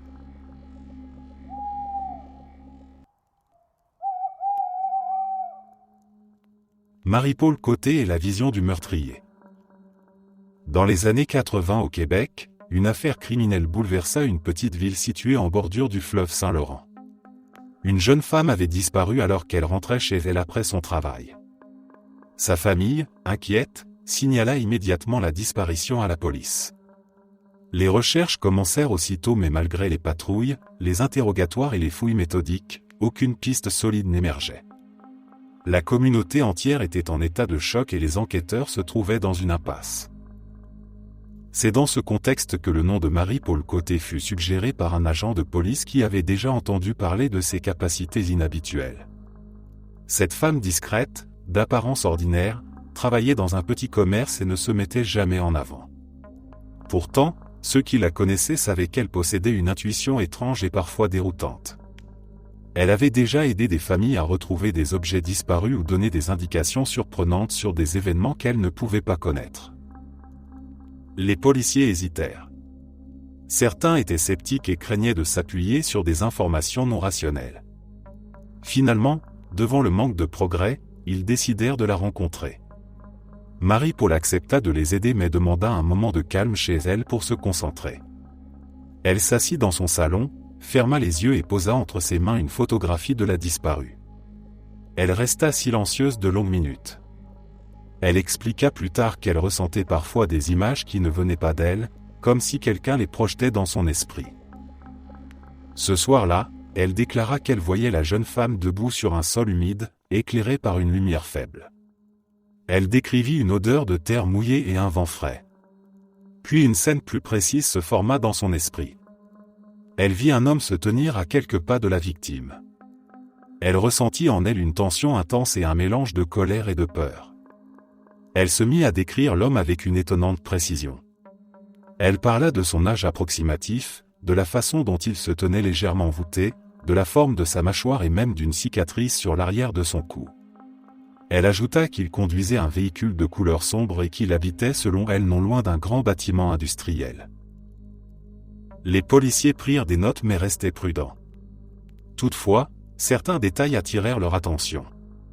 La description de la cicatrice correspondait à un homme connu des services policiers mais qui n'avait jamais été considéré comme suspect dans cette affaire. Ils décidèrent de vérifier malgré tout. L'homme en question vivait effectivement près d'un entrepôt abandonné et possédait une camionnette foncée. En le convoquant pour un interrogatoire, les enquêteurs remarquèrent qu'il correspondait presque parfaitement aux éléments décrits par Marie-Paul. Au début, il n'y a toute implication. Cependant, au fil des questions, son attitude changea. Les policiers intensifièrent leurs recherches autour de la zone industrielle où il habitait. Ils y découvrirent des traces compromettantes. Quelques jours plus tard, l'homme passa aux aveux et conduisit les autorités à l'endroit où il avait laissé le corps de la victime, exactement dans un secteur ressemblant à ce que Marie-Paul avait décrit. Lorsque la presse locale apprit l'existence de cette intervention, de nombreuses personnes furent surprises. Les enquêteurs eux-mêmes admiraient en privé que l'intuition de Marie-Paul avait fait basculer l'affaire au moment où tout semblait bloqué. Certains expliquaient cela par une sensibilité exceptionnelle et un sens de l'observation inconscient. D'autres pensaient qu'elle possédait une capacité réelle à percevoir des informations invisibles aux autres. Marie-Paul refusa toujours de se considérer comme une voyante. Elle disait simplement qu'elle recevait parfois des impressions et que si cela pouvait aider quelqu'un, elle ne pouvait se résoudre à les ignorer. Son nom resta associé à cette affaire pendant longtemps et son intervention demeure l'un des récits les plus emblématiques de clairvoyance appliquée à une enquête criminelle. Swedenborg et l'incendie lointain. Au XVIIIe siècle, l'Europe comptait peu de savants aussi singuliers qu'Emmanuel Swedenborg. Ingénieur, mathématicien, théologien et philosophe, il était connu pour ses travaux scientifiques aussi bien que pour ses écrits mystiques. Depuis plusieurs années, il affirmait être capable de percevoir des choses invisibles aux autres, comme si son esprit se tenait à la frontière entre le monde matériel et une dimension plus subtile. Beaucoup restaient dubitatifs, mais un événement précis lui valut une réputation durable de clairvoyant. En juillet 1759, Swedenborg se trouvait à Göteborg, une ville portuaire située sur la côte ouest de la Suède. Il venait d'arriver dans une auberge où il devait séjourner quelques jours avant de poursuivre un voyage. Le soir, alors qu'il dînait avec plusieurs marchands et notables, il se figea soudain. Son regard se détacha de la conversation et se perdit dans le vide. Les convives remarquèrent son changement d'expression. Il observait quelque chose que personne ne voyait. Après un long silence, il dit d'une voix troublée qu'un grand incendie venait de se déclarer à Stockholm, sa ville natale située à plus de 400 km de là. Les personnes présentes se regardèrent avec surprise. L'idée paraissait absurde. À cette époque, il n'existait aucun moyen rapide de transmettre un message sur une distance aussi longue. Pourtant Swedenborg paraissait certain de ce qu'il disait. Il précisa même le quartier touché, situé près de la maison d'un ami proche. 2 heures plus tard, il devint encore plus inquiet et annonça que l'incendie se rapprochait dangereusement de sa propre demeure. Il décrivait les flammes comme s'il les observait en temps réel. Les convives, mal à l'aise, ne savaient plus s'il fallait se moquer ou s'inquiéter. À mesure que la soirée avançait, Swedenborg donna d'autres détails. Il affirma soudain, avec un grand soulagement, que les pompiers venaient enfin de maîtriser le feu et que l'incendie s'était arrêté juste avant d'atteindre sa maison. Les témoins furent frappés par la précision de ses propos, mais il n'existait aucune façon de les vérifier immédiatement. La soirée se termina dans une atmosphère étrange, mêlée de scepticisme et de curiosité. 2 jours plus tard, un messager arriva de Stockholm, épuisé après avoir voyagé sans s'arrêter. Il portait une lettre officielle décrivant la catastrophe. Les détails correspondaient exactement à ce que Swedenborg avait annoncé dans l'auberge. L'incendie avait effectivement commencé près de la maison de son ami, s'était propagé rapidement et avait été maîtrisé juste avant d'atteindre son propre domicile. Les convives qui avaient assisté à la scène furent bouleversés par cette confirmation. Le récit se répandit partout en Europe. Des philosophes, des scientifiques et même des rois entendirent parler de l'histoire. Voltaire, pourtant sceptique sur de nombreux phénomènes mystiques, reconnut dans une lettre que ce cas méritait réflexion. Les autorités suédoises interrogèrent les témoins afin de vérifier si la scène avait réellement eu lieu comme le racontaient les rumeurs. Toutes les personnes interrogées confirmèrent les paroles de Swedenborg et l'émotion visible qu'il avait frappé ce soir-là. Swedenborg expliqua plus tard qu'il n'avait pas vu l'incendie avec ses yeux mais avec une perception intérieure qu'il décrivait comme une vision spirituelle. Il affirmait que son esprit pouvait se rendre dans des lieux éloignés et y observer des événements comme s'il s'y trouvait réellement. Sa déclaration fit débat parmi les savants de son époque. Certains pensaient qu'il s'agissait d'une coïncidence extraordinaire. D'autres voyaient là un exemple unique de clairvoyance. L'incendie de Stockholm devint l'un des récits les plus connus associés à Swedenborg. Il renforça son image de penseur mystique capable de franchir les limites ordinaires de la perception humaine. Aujourd'hui encore, son nom revient souvent parmi les cas historiques les plus troublants de vision à distance.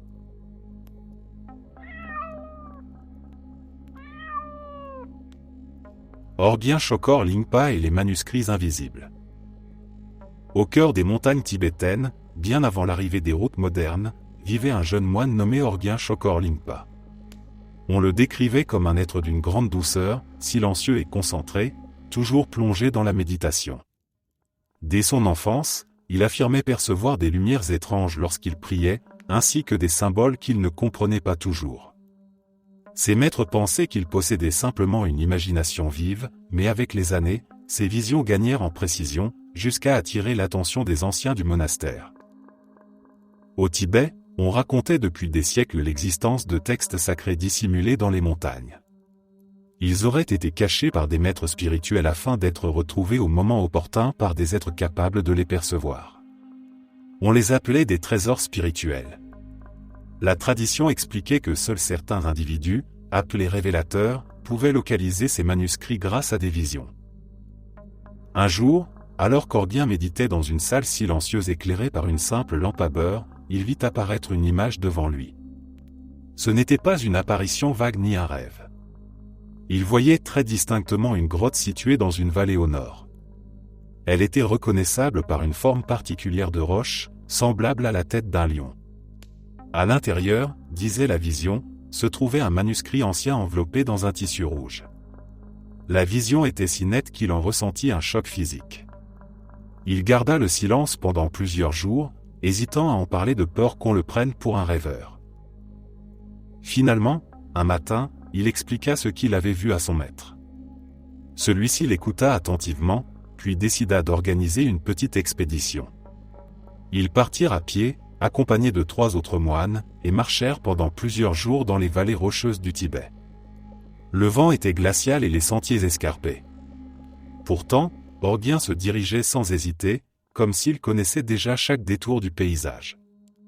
Il affirmait se repérer grâce aux images qui lui revenaient en esprit à mesure qu'ils avançaient. Au bout du 4e jour, ils atteignirent une grande paroi rocheuse. Orgien s'arrêta brusquement.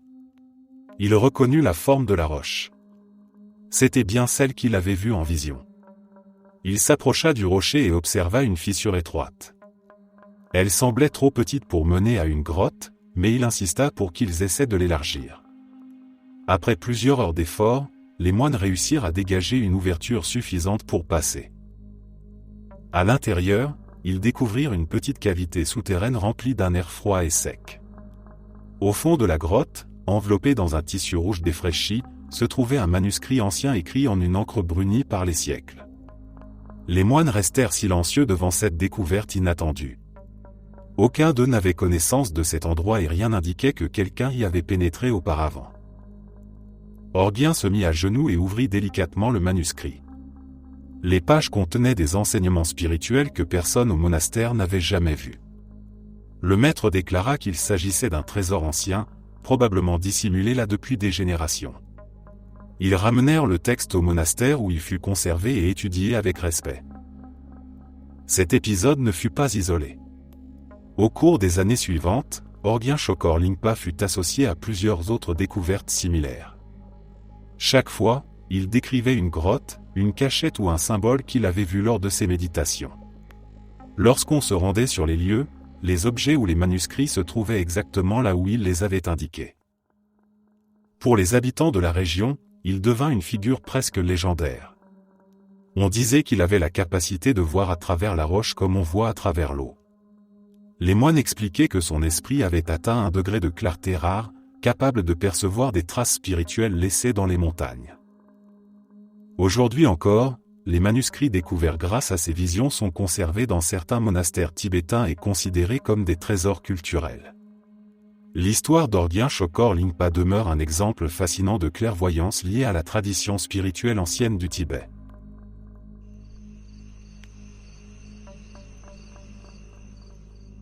Alexis Didier et la lecture à travers les objets.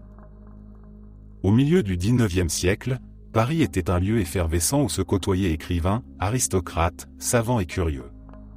Dans les salons littéraires, on discutait de science, de politique, de poésie et parfois de phénomènes étranges qui attiraient une foule avide de mystères.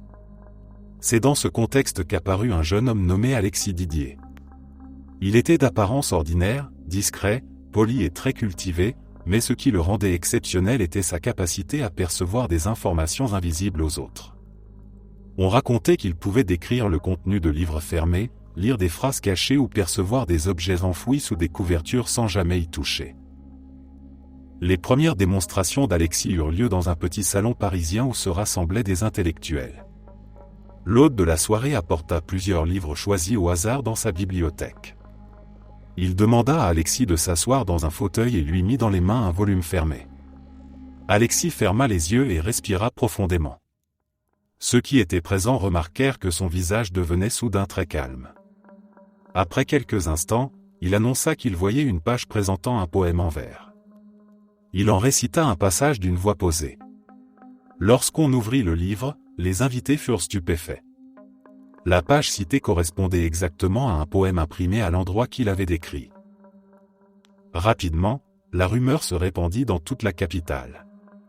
Des médecins, des physiciens et même des écrivains célèbres vinrent assister à ces démonstrations. L'une des plus célèbres fut organisée par un groupe de sceptiques qui voulaient prouver qu'il s'agissait d'une supercherie. Ils prirent un livre qu'Alexis n'avait jamais vu, l'enveloppèrent dans un tissu noir, puis le placèrent dans une boîte en bois fermée. Ils posèrent ensuite la boîte sur une table à plusieurs mètres du jeune homme. Alexis resta immobile, les yeux clos, et commença à décrire une scène dans laquelle apparaissait un cheval blanc sur fond de paysage rural. Quand les sceptiques ouvrirent la boîte, puis retirèrent le tissu, ils découvrirent que la page visible sous leurs yeux montrait précisément une illustration représentant un cheval blanc en pleine prairie. L'un d'eux admit que même la coïncidence la plus improbable ne pouvait expliquer une telle précision. Alexis ne se limitait pas au livre.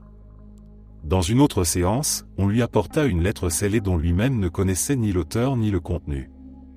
Il la posa simplement sur sa main et ferma les yeux. Il déclara que l'auteur de la lettre était une femme, qu'elle écrivait d'une écriture fine et légèrement inclinée vers la droite et qu'elle exprimait dans cette lettre une profonde inquiétude pour un proche malade. Lorsque la lettre fut ouverte devant l'assistance, on constata que tout ce qu'il avait dit était exact. Son talent attira même l'attention de l'étranger. Des invités venus d'Angleterre, d'Allemagne et d'Italie se déplaçaient spécialement pour le rencontrer. Il fut soumis à des expériences rigoureuses organisées par des scientifiques qui tentaient de comprendre l'origine de ses perceptions. Certains pensaient qu'il possédait une sensibilité extraordinaire et une mémoire visuelle prodigieuse.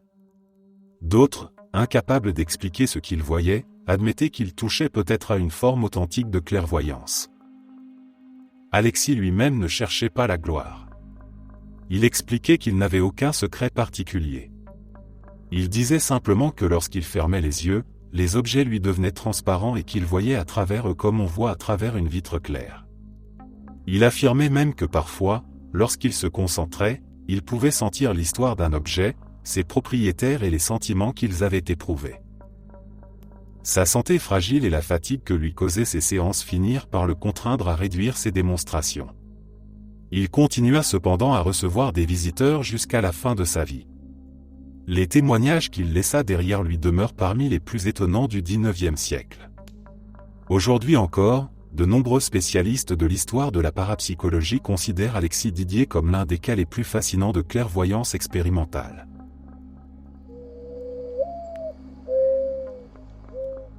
Les jumelles Pollock et la mémoire impossible. Dans les années 50, en Angleterre, vivait une famille ordinaire dans la petite ville d'Hexham. John et Florence Pollock avaient 2 filles, Joanna et Jacqueline, âgées respectivement de 11 et 6 ans. Leur vie était simple et tranquille jusqu'au jour où un terrible accident survint. En 1957, les 2 fillettes furent percutées par une voiture alors qu'elles marchaient sur le trottoir avec une amie. Elles perdirent la vie sur le coup. Les parents, dévastés, sombrèrent dans un chagrin profond. Quelques mois plus tard, Florence tomba de nouveau enceinte. John affirmait depuis longtemps croire en la possibilité de la réincarnation, mais sa femme restait sceptique. La grossesse se déroula normalement et, en octobre 1958, elle donna naissance à des jumelles. Elles furent nommées Gillian et Jennifer. Dès leur plus jeune âge, leurs parents remarquèrent des détails troublants. Jennifer possédait des marques de naissance identiques à celles qu'avait Jacqueline, la plus jeune des 2 filles décédées. Gillian, elle, ressemblait physiquement à Joanna. Les parents essayaient de ne pas y penser, mais ces similitudes les bouleversaient. Lorsque les jumelles eurent environ 3 ans, quelque chose d'encore plus étrange se produisit. Un matin, alors qu'elles jouaient dans leur chambre, leur mère les entendit parler de leur école comme si elle la connaissait déjà. Pourtant elle n'y était pas encore inscrite. Jennifer expliqua avec assurance où se trouvait la cour de récréation et décrivit un passage en briques rouges qui menait à la salle de classe, détail exact de l'école que fréquentaient Joanna et Jacqueline mais que les jumelles n'avaient jamais vu. Au fil des semaines, d'autres souvenirs semblèrent émerger. Les jumelles demandaient des jouets spécifiques appartenant autrefois à leur sœur. Lorsque leurs parents les leur présentèrent, elles les reconnurent immédiatement et les utilisèrent comme si elles avaient toujours joué avec eux. Gillian serra contre elle une poupée abîmée en déclarant qu'elle l'avait perdue dans le jardin l'année précédente. Or, cette poupée avait effectivement été perdue par Johanna quelques mois avant l'accident fatal. Un jour, la famille décida de retourner dans leur ancienne ville, qu'ils avaient quittée peu après la tragédie. Dès leur arrivée, les jumelles se mirent à courir dans les rues comme si elles savaient exactement où aller. Elles reconnurent le chemin menant au parc où leur sœur aimait jouer et décrivirent un magasin de bonbons qui n'existait plus depuis des années mais qui était encore en activité du temps de Johanna et Jacqueline. Le père, bouleversé, observa que leurs indications étaient d'une exactitude inexplicable. Il y eut un autre épisode marquant. En passant devant un passage piéton, les jumelles se figèrent soudain. Leur mère raconta plus tard qu'elle semblait terrifiée sans raison apparente. Jennifer se mit à crier qu'une voiture arrivait vite et qu'elle n'était pas en sécurité sur la route. Les deux filles se serrèrent l'une contre l'autre, en état de panique. Les parents comprirent immédiatement que la scène ressemblait étrangement à l'accident qui avait coûté la vie à leur première fille. Pourtant, les jumelles n'en avaient jamais entendu parler. Ces phénomènes attirèrent l'attention d'un psychiatre britannique, le Dr Ian Stevenson, célèbre pour son étude des expériences de réincarnation. Il se rendit chez les Pollock à plusieurs reprises et interrogea les jumelles. Elles continuaient à raconter des souvenirs précis qui correspondaient parfaitement à la vie de Johanna et Jacqueline. Ce qui le frappa, c'était leur jeune âge. Elles parlaient avec la même familiarité que des enfants se souvenant de leur jeu d'hier. Vers l'âge de 7 ans, ces souvenirs commencèrent à s'estomper, comme si un voile se refermait progressivement. Les jumelles devinrent ensuite des adolescentes parfaitement ordinaires, sans aucune trace consciente de ces souvenirs. Les parents en parlèrent rarement car les émotions liées à la perte des premières filles restaient très fortes.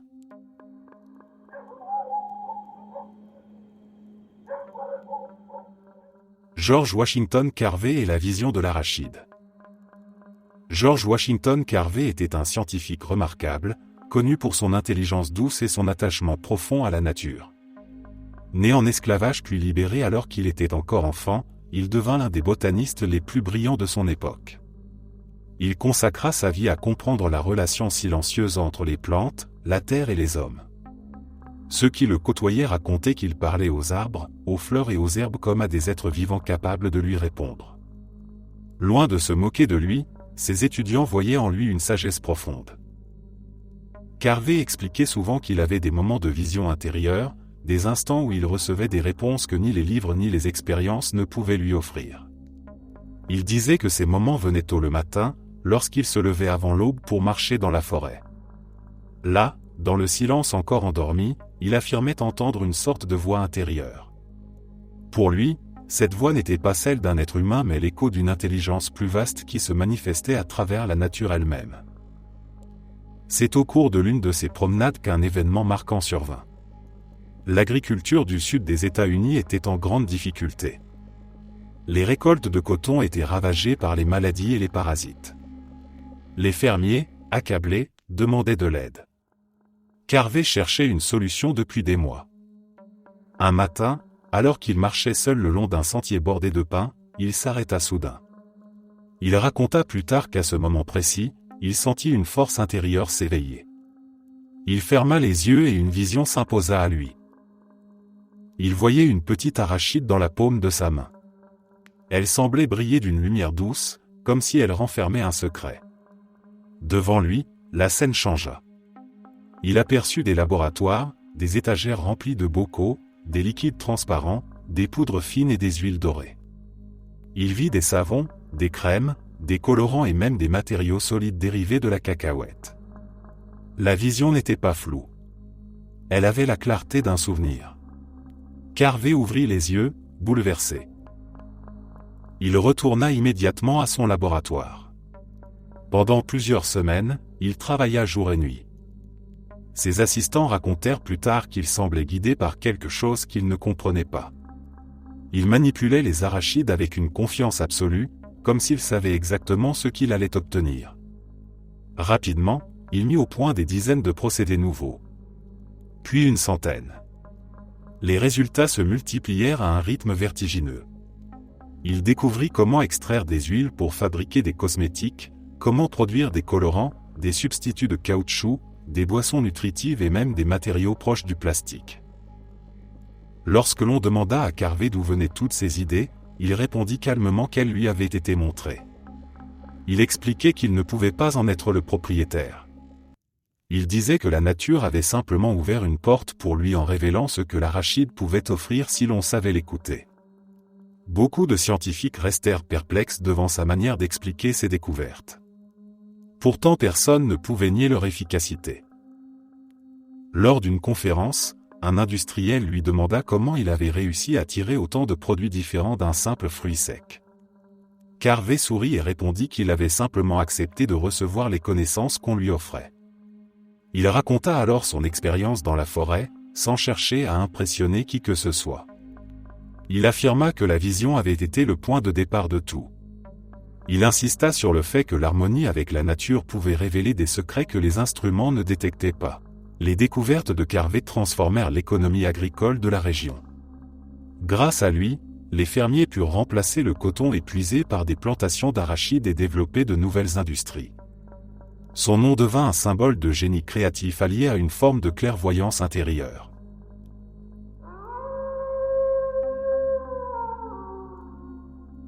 La femme qui échappa à l'attentat de Madrid grâce à un rêve. En mars 2004, la ville de Madrid vivait au rythme habituel de la capitale espagnole. Les rues étaient remplies de travailleurs pressés, de touristes curieux et d'étudiants se dirigeant vers leurs universités. Personne n'imaginait que, quelques jours plus tard, la ville serait frappée par l'un des attentats les plus meurtriers de son histoire. Pourtant, au cœur de cette agitation quotidienne, une femme ordinaire allait vivre une expérience qui la sauverait de ce drame. Elle s'appelait Elena. Tous les matins, elle prenait le même train pour se rendre à son travail, un train de banlieue qui traversait la ville et arrivait à Atocha, l'une des plus grandes gares de Madrid. Le trajet faisait partie de sa routine depuis des années. Elle connaissait les horaires par cœur et voyait souvent les mêmes visages sur les quais. 3 jours avant les attentats, Elena fit un rêve qui la troubla profondément. Dans ce rêve, elle se trouvait dans son wagon habituel, entourée de voyageurs debout les uns contre les autres comme les jours de forte affluence. Soudain, un bruit assourdissant éclata.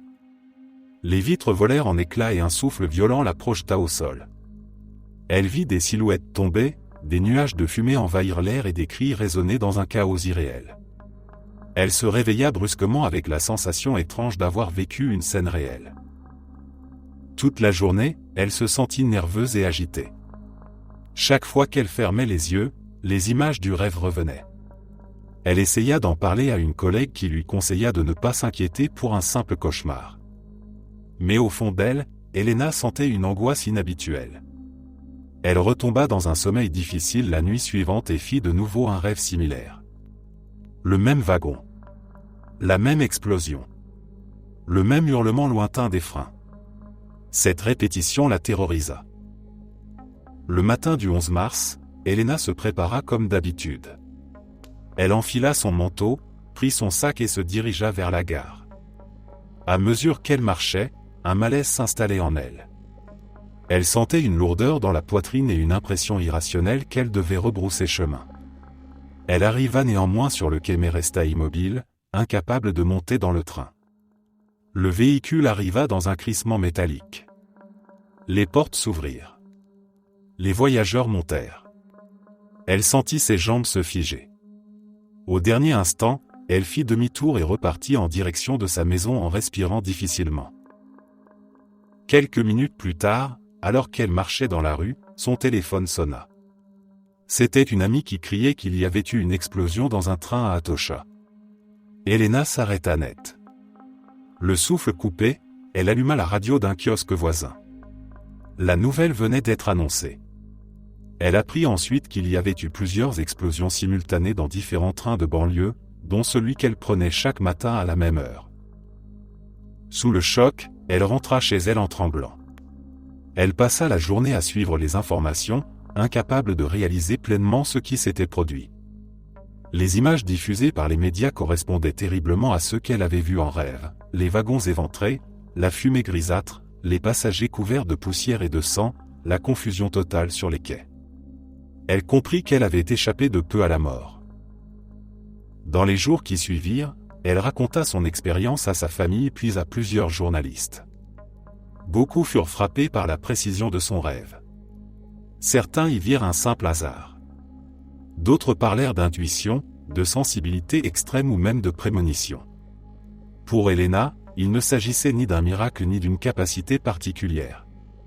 Elle disait simplement qu'une force intérieure l'avait empêchée de monter dans le train ce matin-là. Une force qu'elle ne comprenait pas, mais qu'elle ne pouvait pas ignorer.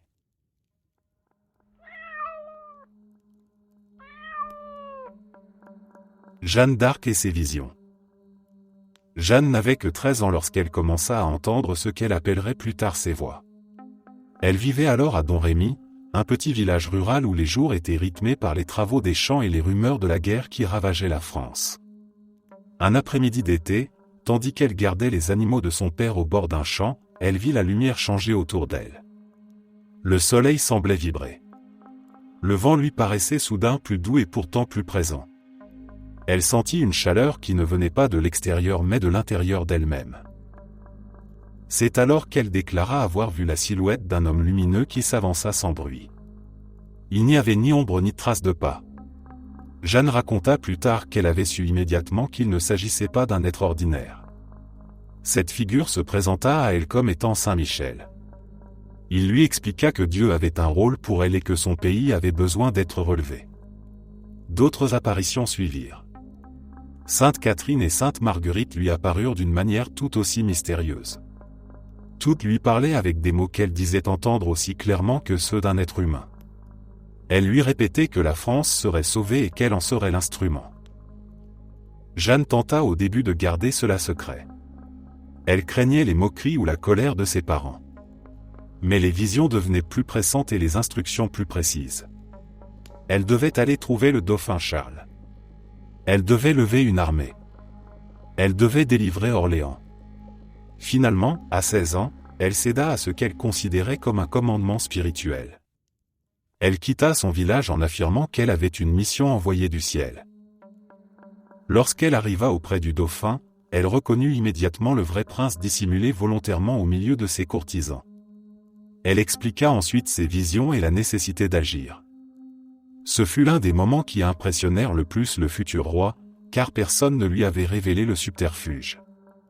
Jeanne décrivit aussi des faits qu'elle ne pouvait pas connaître autrement que par ses voix. Charles accepta finalement de lui confier des troupes. Au cours des mois suivants, elle mena les soldats français avec une détermination que tous remarquèrent. Elle affirmait avant chaque bataille avoir reçu la veille un encouragement ou une indication venant de ses voix. Certains chevaliers racontèrent qu'elle semblait savoir à l'avance quand il fallait charger ou se retirer. Lorsque la libération d'Orléans fut accomplie, beaucoup pensèrent qu'elle avait véritablement été guidée par quelque force mystérieuse. Au moment de son procès quelques années plus tard, ses juges lui demandèrent sans cesse comment elle avait pu être certaine de l'origine de ses voix. Elle répondit simplement que jamais elle ne l'avait trompée et que leur présence lui paraissait plus réelle que tout le reste. Les archives du procès rapportent son calme et sa conviction inébranlable, même lorsqu'elle évoquait les visions qu'elle savait contestées par ses accusateurs. Quelle qu'ait été la nature et l'origine de ces voix, elles accompagnèrent Jeanne jusqu'à la fin et restèrent pour l'histoire l'un des récits les plus célèbres de clairvoyance mystique. Merci d'être resté jusqu'à la fin. N'oubliez pas d'aimer la vidéo, de vous abonner et de partager vos propres histoires en commentaire. On se retrouve demain à la même heure devant ce feu.